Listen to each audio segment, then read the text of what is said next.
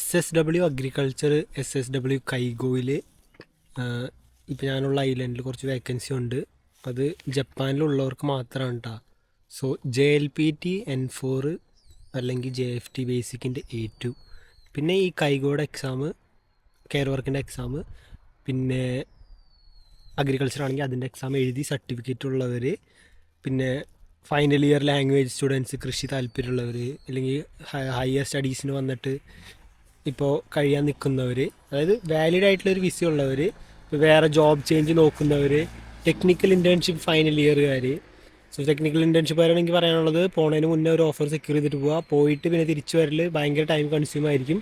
ഏതൊരു വിസ ആണെങ്കിലും നിങ്ങൾ എക്സ്പയർ ആവുന്നതിന് 3 മാസം മുന്നേ നിങ്ങൾക്ക് ചേഞ്ച് ഓഫ് സ്റ്റാറ്റസ് ഓഫ് റെസിഡൻസിന് അപ്ലൈ ചെയ്യാനായിട്ട് പറ്റും.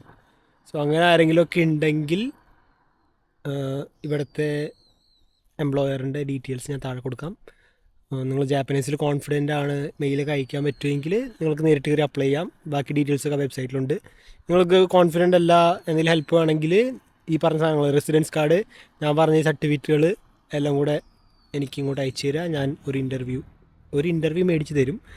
റെക്കമെൻഡ് ഒന്നും ചെയ്യില്ല, റെഫർ ചെയ്യാം. ഇങ്ങനെ ഒരാൾ ഇൻസ്റ്റ വഴി കിട്ടിയതാണ് അല്ലെങ്കിൽ യൂട്യൂബ് വഴി കിട്ടിയതാണെന്ന് അറിയാം.